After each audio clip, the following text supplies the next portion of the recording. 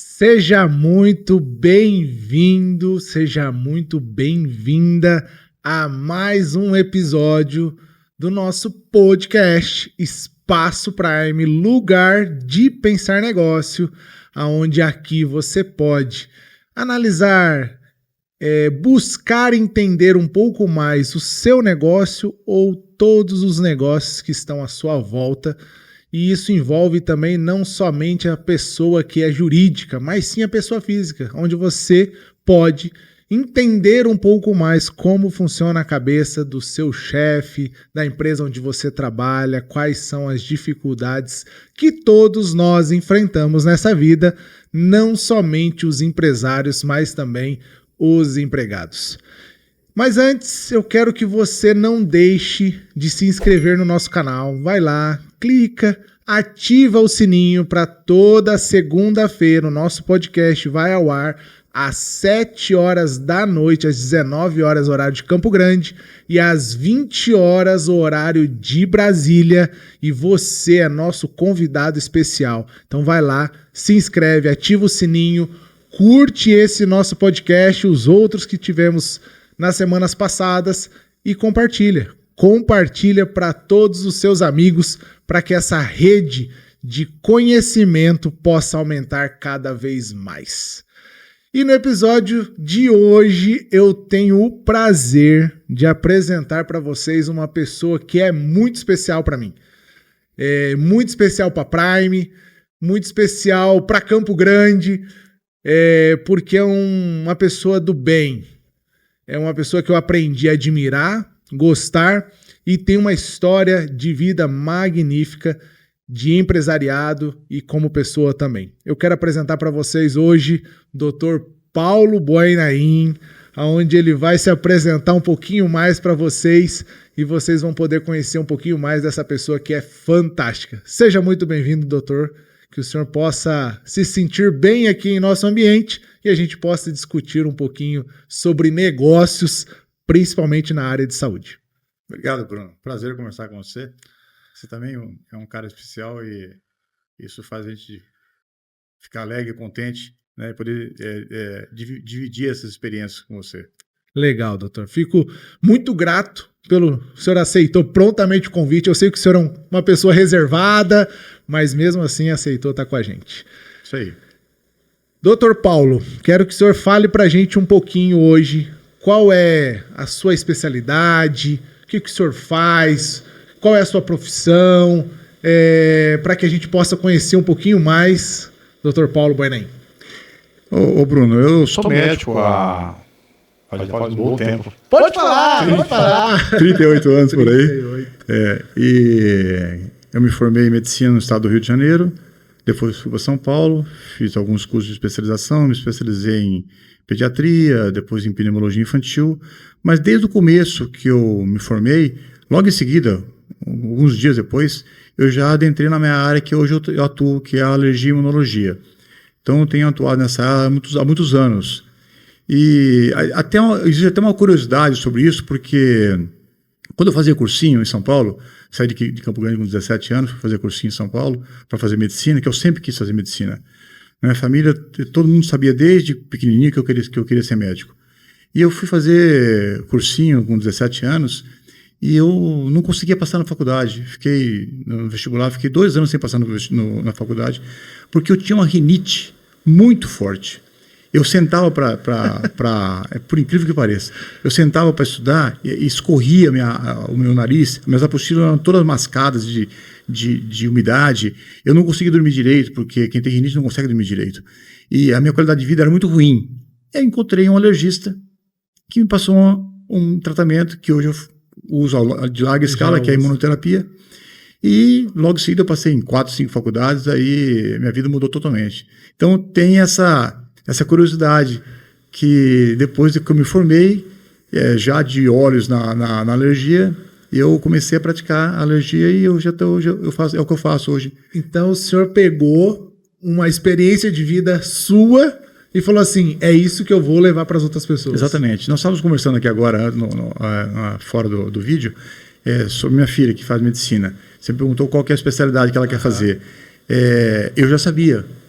Quando eu entrei na faculdade, eu já tinha pelo menos uma visão. Mas eu precisava fazer clínica, porque eu sempre achei que a clínica é soberana e é importante. Por isso eu fui fazer pediatria, porque eu gostava muito de criança. Passou por mim também a pneumologia, que é uma coisa que eu gosto também. Então eu fiz as duas, mas sempre pautado na alergia. Sempre direcionado para alergia. Legal, porque quando a gente vive algo, né, doutor? Parece que a gente consegue levar de uma maneira mais fácil para as outras pessoas, né? Claro, a experiência, né? A experiência, né? Então, eu vivo, que nem o senhor tinha o problema da alergia, foi curado desse problema e falou assim, agora é minha hora de levar isso aqui para outras pessoas. Multiplicar, né? Isso aí. Quais os desafios, doutor, que o senhor entende que existia medicina lá atrás e qual a diferença dos desafios que o senhor vê hoje na medicina? O senhor consegue ver isso? Porque o senhor viveu uma medicina lá atrás, de 38 anos atrás, e o senhor vive hoje, porque o senhor continua atuando, uma medicina atual. Existe muita diferença na dificuldade das medicinas hoje em dia ou não? A medicina mudou muito, né? Mudou muito. Hoje em dia a gente faz uma medicina muito particularizada. E cada paciente tem um tipo de enfoque, cada paciente tem um tipo de observação. Então é uma medicina personalizada que a gente fala. E ali, fora isso, tem muitos avanços terapêuticos, né? Hoje a gente está vivendo a época dos imunobiológicos, que são os anticorpos monoclonais, que são medicamentos fantásticos, que atuam exatamente aonde a doença deve ser trabalhada. Então, a diferença é muito grande em relação a isso. Existe também a diferença nas escolas. Novamente, Sim. A questão da minha filha. As escolas, hoje em dia, elas ensinam o aluno de maneiras diferentes, né? Antes da minha época, as matérias não eram individualizadas. Hoje a coisa é um pouco mais generalizada. E caindo, inclusive, o que eu acho muito interessante, muitos casos clínicos, que na minha época não tinha isso. Não tinha tanto. Não tinha tanto. Hoje em dia, por exemplo, uma coisa que já não é legal, a questão dos casos clínicos são legais, mas uma coisa que não é legal é que hoje em dia, a anatomia, por exemplo, você estuda com plástico, né? Um osso de plástico, né? Na minha época era um osso verdadeiro. Sentava nos anatômicos, ficava até a madrugada estudando para as provas, me lembro muito bem disso.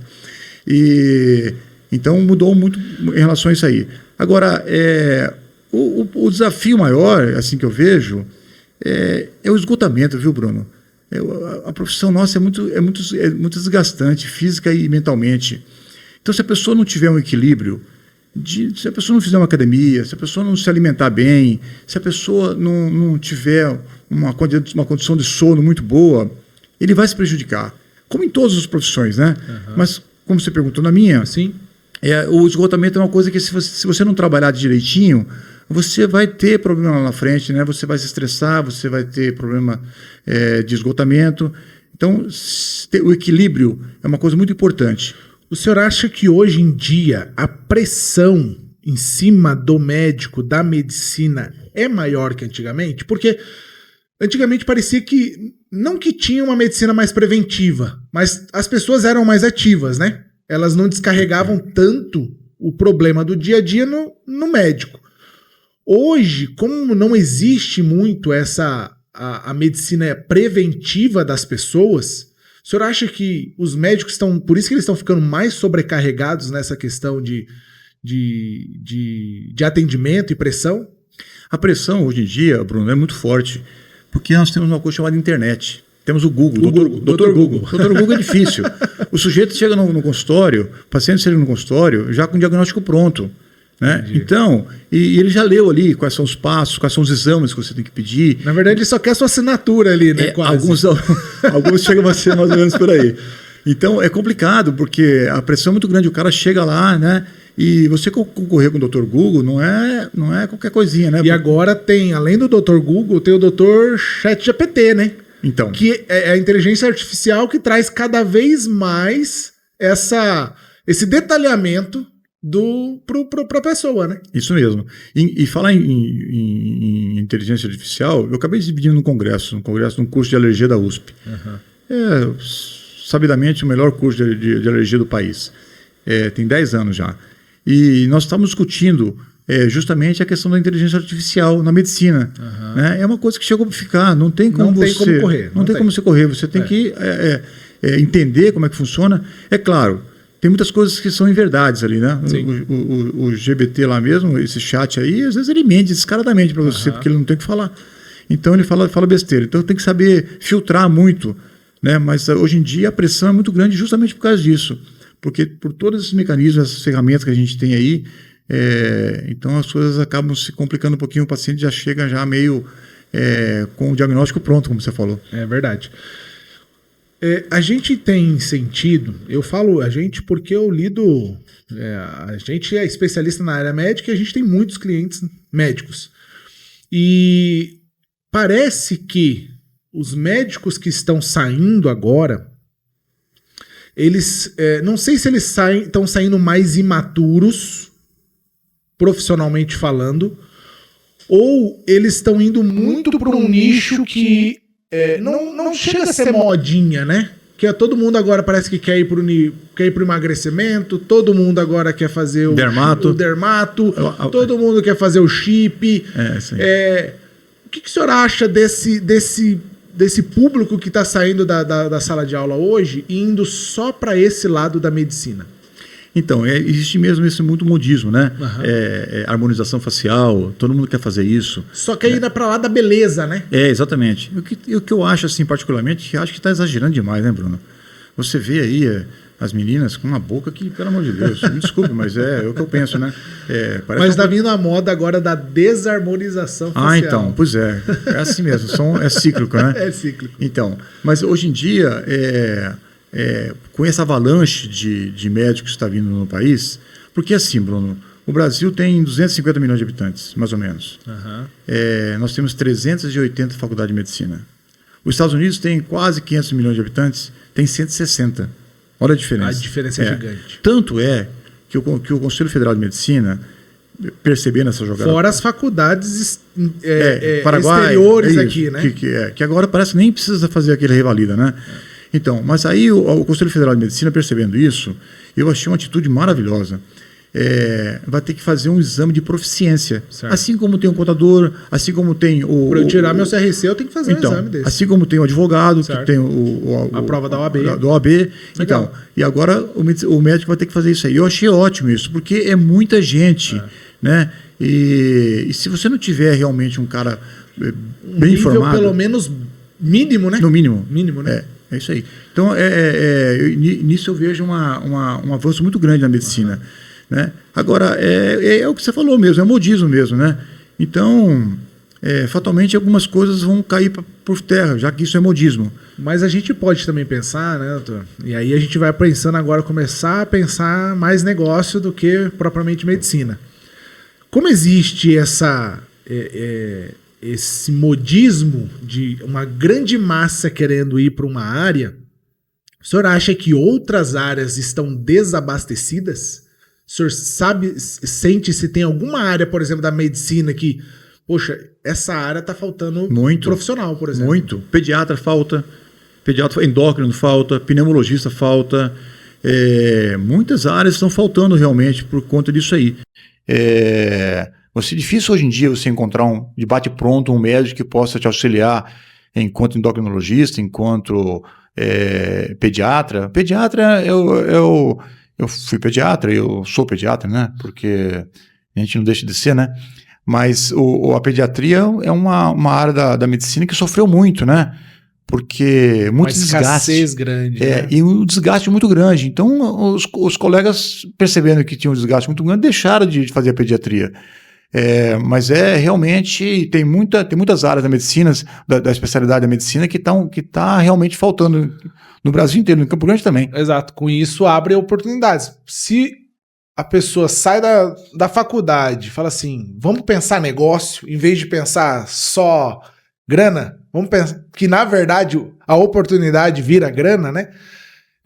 Existe nichos muito abertos para essas pessoas irem e deixar um pouquinho a modinha de lado e fazer o que realmente pode trazer negócio. Assim, eu vejo assim na medicina que a pessoa tem que unir as duas coisas, obrigatoriamente ela tem que fazer uma coisa que ela gosta. Senão, pode esquecer, ela vai se dar mal, vai ficar 5, 6 anos aí, depois ela vai se frustrar e vai se complicar, né? Mas também tem que ver o lado profissional, né? O lado de faturamento, do que você recebe, né? Afinal de contas, você tem uma empresa, você paga impostos, né? Você tem algumas obrigações, você tem funcionário, tem secretária, né? Tem um contador, entendeu? Então, é o mais barato, o contador é o mais barato. Então, a gente tem que tomar cuidado, tem que prestar atenção nessas coisas, né? Sim.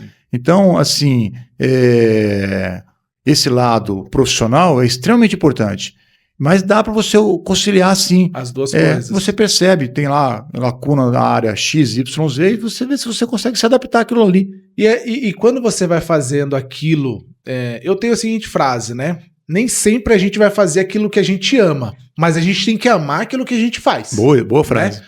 Porque, eu até falei no podcast com a gente, se eu fosse fazer o que eu gosto, eu ia ser jogador de futebol, pô, que é o que eu mais amo, era o que eu mais amava na vida, mas perna de pau não tinha como, então, mas a gente aprende a amar aquilo que a gente faz.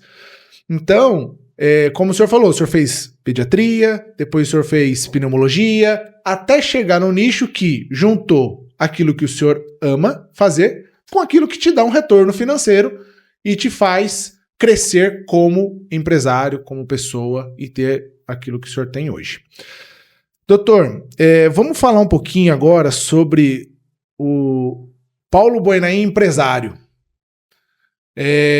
Conta um pouquinho pra gente, como foi sua trajetória alinhando, né, medicina, empresariado, como que o senhor caminhou aí nesses anos para chegar onde o senhor tem hoje? O senhor tem um consultório extremamente consolidado, já tem um nome consolidado na alergia. Como que foi esse trajeto do senhor juntando essas duas coisas, empresário com a medicina?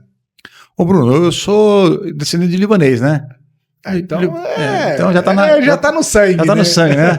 Então, assim, eu tive aí algumas empresas, eu tive fazenda, né? Hoje em dia eu não tenho mais, porque o desgaste também é muito grande e eu preferi deixar de lado.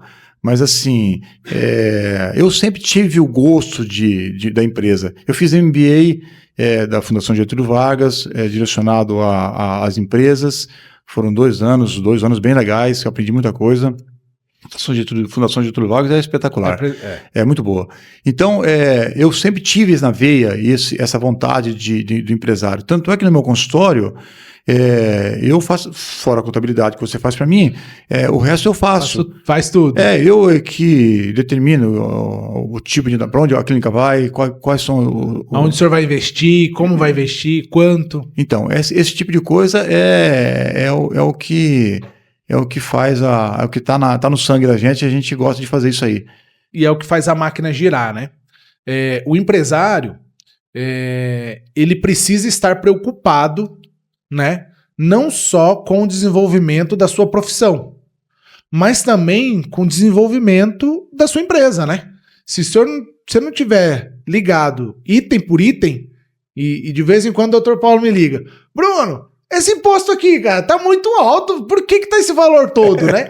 Aí a gente tem que chegar e explicar, doutor, por causa disso, mas esse interesse em se assustar com os números, isso nunca pode morrer, né? Claro, é isso aí. E você também, aqui nem a questão tributária, né? Se é simples, se é isso, se é aquilo, entendeu? Você tem que estar sempre atento, porque tem que estar sempre questionando isso para si próprio, e para o escritório de contabilidade, que no caso é o seu. Então, para que a gente possa ter um retorno melhor, porque hoje em dia, Bruno, imposto, eu fico possesso pagar imposto, porque assim, ó, se eu pagasse imposto e tivesse retorno, se eu te pagasse IPVA e eu não andasse numa estrada cheia de buraco, eu ia achar ótimo. Se eu pagasse IPTU e a cidade fosse limpa, eu acharia ótimo. Se eu pagasse meu imposto de renda, eu tivesse qualidade de escola, entendeu? Que minha filha estudasse uma escola, saúde principalmente, né? Que minha filha estudasse uma escola que não fosse particular, hoje eu pago um dinheiro muito grande por mensalidade para ela, né? Até prefiro pagar, olha como são as coisas, até prefiro pagar, você estava falando da medicina de antes e de hoje, até prefiro pagar hoje uma escola particular do que uma escola pública, porque a escola pública hoje virou uma bagunça, Bruno. Você vê pichação, você vê umas coisas assim sem sentido nenhum, umas coisas assim totalmente absurdas. Então, e mesmo porque escola particular, eu posso cobrar. Você né? pode, exatamente. Eu posso cobrar, eu vou lá na secretaria e falo, escuta... Isso aqui não tá legal, isso aqui não tá tá legal. acontecendo, por que tá assim? Afinal de contas eu estou pagando. Exatamente. Né? Então, escolher uma escola hoje de medicina tem essas duas vertentes aí, né? Entre o particular e o social. E a pública. Uhum. Então, me perdi no que eu estava falando. A gente estava falando sobre a questão do desenvolvimento, de você pensar números, de você não deixar que os números que são frios, eles caiam no esquecimento. Ah, sim, nós estávamos falando da parte empresarial, é isso mesmo. Então, é assim que tem que ser em qualquer profissão, não é só na medicina, não é só na engenharia, não é só na fazenda. Na fazenda eu tinha planilhas, meus animais eram brincados, tinham brincos, eu sabia quem que era o pai, quem que era a mãe, quem que cruzou, qual que é o quanto de ganho de peso, qual que é o alimento que ele comia, entendeu? Essa parte empresarial é gostosa, Bruno. É gostoso você lidar com esses números, com a evolução do seu negócio, né? É assim na fazenda, é assim no meu consultório, é assim que eu procuro me identificar e fazer as coisas acontecerem na minha vida. Eu costumo dizer que o empresário ele não precisa saber fazer contabilidade ou não precisa saber, ele até pode contratar uma pessoa para fazer o financeiro dele, mas ele precisa entender. Claro. Ele precisa saber como funciona um Simples Nacional. Esse imposto ele é calculado como, que jeito, por que dá esse valor, né? Porque se você deixa que os números, não, tá tudo certo, por mais que você confie, e você vai, aquilo ali vai começando a ficar natural, e você não busca métricas para poder diminuir mais ainda os seus custos. Doutor, qual é hoje, dentro da área da saúde, a maior dificuldade de controles financeiros? Hoje, dentro da saúde, o que o senhor vê mais dificuldade para ter um retorno financeiro, para ter um controle financeiro dentro da sua clínica? Não, Bruno, assim, o controle financeiro, você tem que ter obrigatoriamente uma pessoa que possa te auxiliar. No caso, o contador, no caso, você, né, que tem me auxiliado durante todos esses anos aí.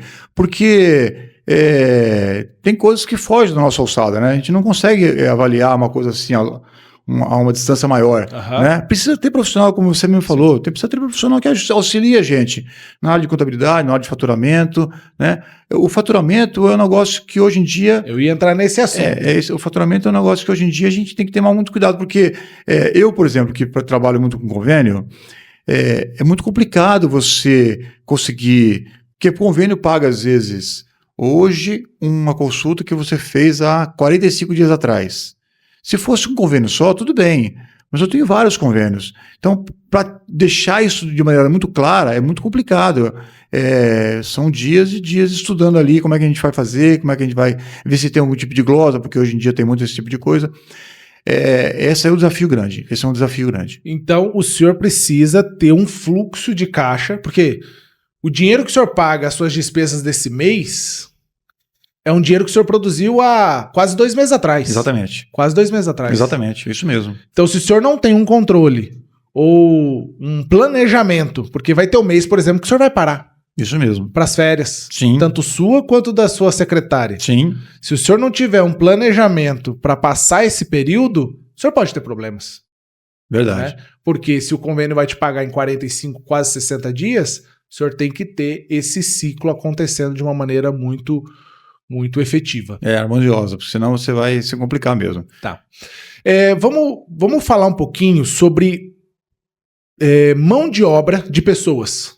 Né? Eu queria entrar um pouquinho nesse assunto para a área da medicina, para que o nosso ouvinte possa, que é médico, que é dentista, que é físio, fono, possa entender como que está o mercado de trabalho hoje em dia de funcionários.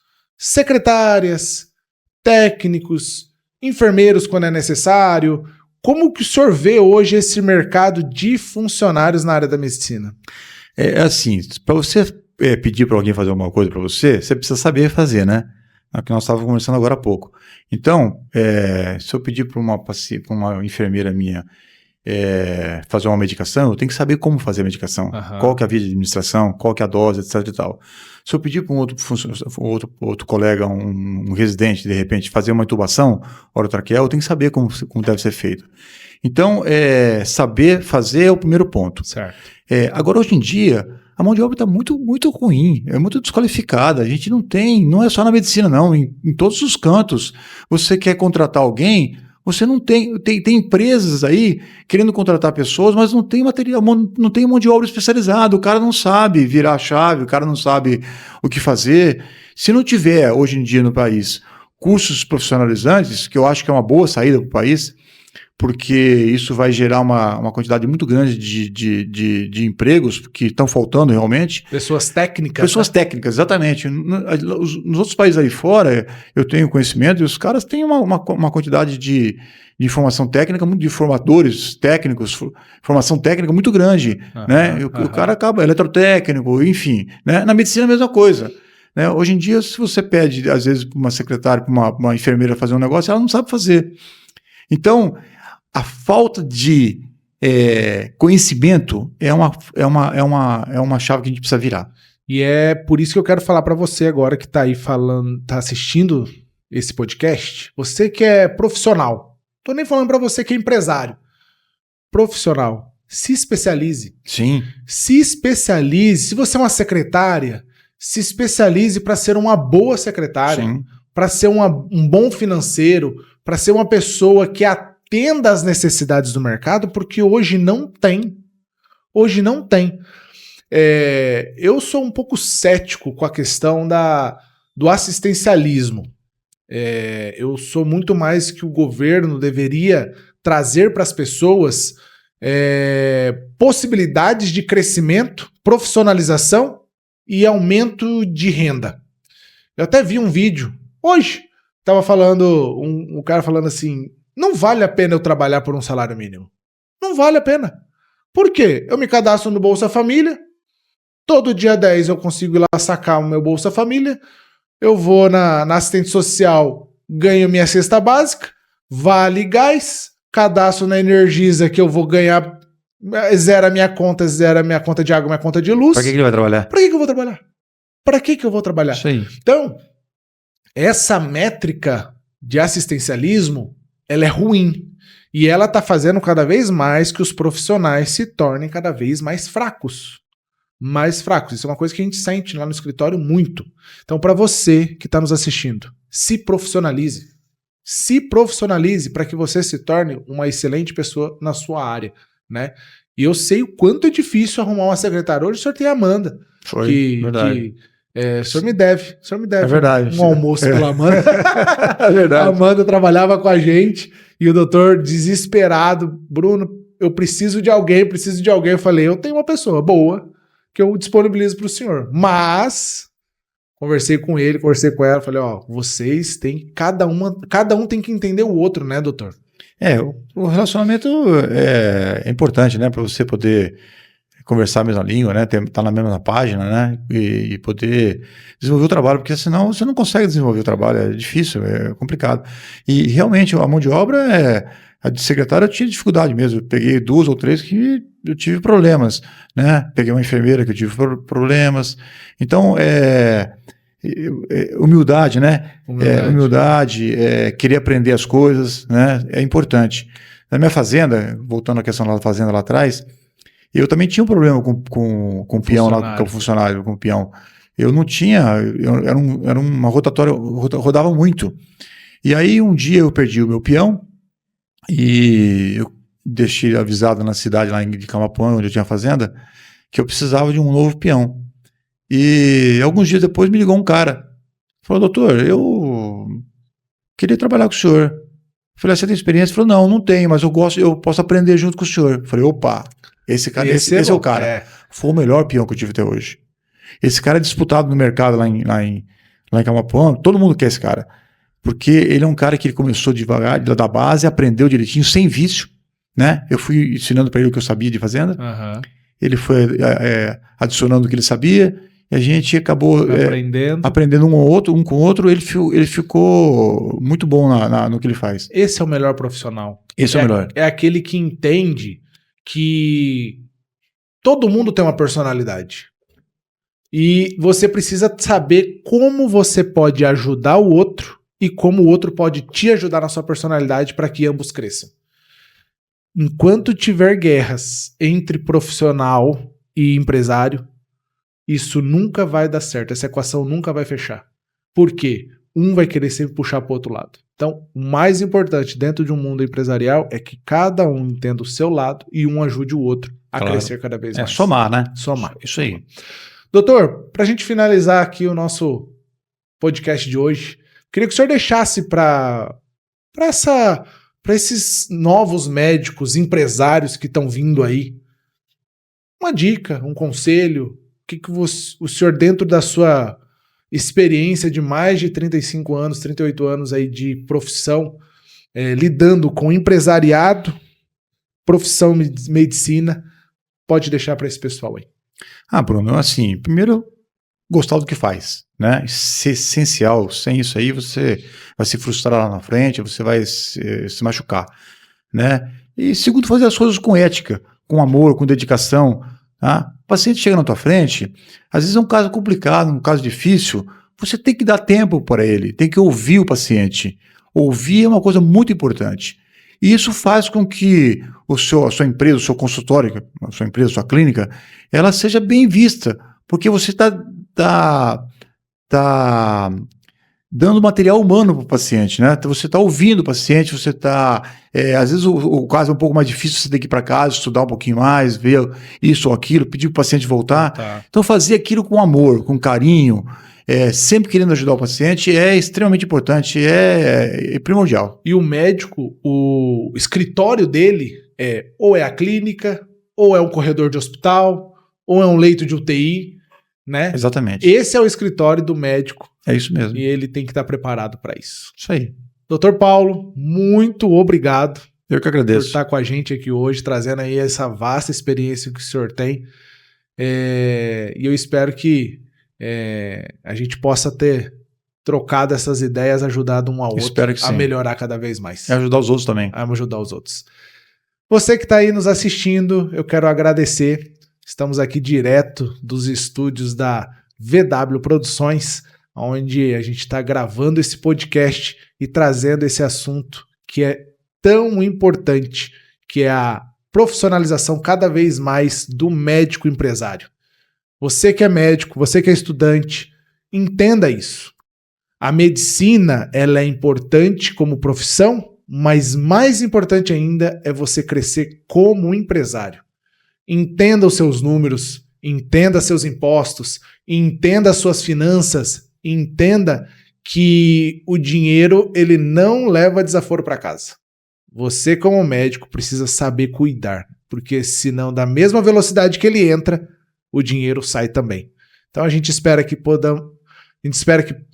podemos ajudar você hoje a crescer um pouquinho mais nessa área e não deixe de nos acompanhar cada dia mais aí no nosso Espaço Prime, lugar de pensar negócio. Maravilha. Obrigado mais uma vez, doutor. Obrigado a você pelo carinho. Fiquem todos com Deus. Até a próxima. E como eu sempre digo, vem ser Prime.